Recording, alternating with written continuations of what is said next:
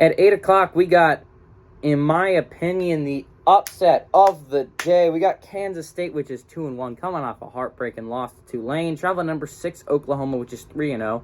Oklahoma favored by 12.5 points on Fox. Adrian Martinez, the quarterback for Kansas State, has gone 41 of 66 here early on, thrown for 304 yards, 1 touchdown, 0 interception. Deuce Vaughn on the ground has had 62 carries for 352 yards and 3 touchdowns, and Malik Knowles has had 10 catches for 92 yards. Dylan Gabriel, the quarterback for Oklahoma, has gone 52 of 78 here early on, thrown for 759 yards, 7 touchdowns, 0 interceptions.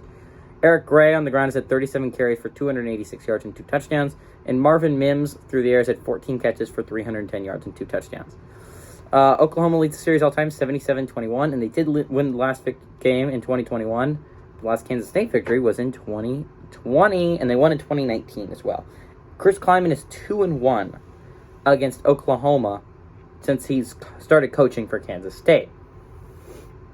Kansas State has been a thorn in the side of Oklahoma for the past couple of years now. Remember, Kansas State doesn't win one of those 2 games. I think Oklahoma makes the playoffs one of those 2 years. And it's just like, wow. It is. Chris Klieman has these Wildcats playing. And I understand coming off a heartbreaking loss against Tulane, a game that you should have had at home. And this is the first game they're going to be playing in Oklahoma without Skylar Thompson in a long time. Skylar Thompson is their longtime quarterback. I mean, I think he's third stringing it in the NFL. I mean, he was a pretty good quarterback for them for a long time. And he was the heart and soul of that football team. But you still have a lot of talent on this Kansas State team. And I know what you're thinking. How are you picking Kansas State, who's coming off a heartbreaking loss against Tulane, over an Oklahoma team that dominated Nebraska last week?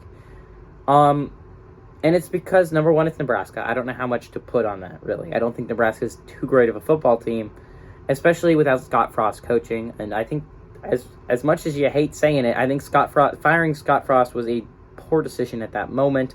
I think if Scott Frost coaches that football game, it's a lot closer. I'll say that. I think it's a one-possession game if Scott Frost is coaching it. But instead, Oklahoma wins by a lot. This is Oklahoma's first Big 12 game, right? This is their getting into it week.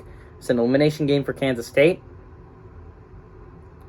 But I don't know what else to say. I have a lot of faith in Chris Klieman's ability to coach. I have a lot of faith in the Wildcats just being a thorn in Oklahoma's side, and I just have faith that they're going to pull off the upset on the road this year. Give me Kansas State to pull off the biggest upset of the day.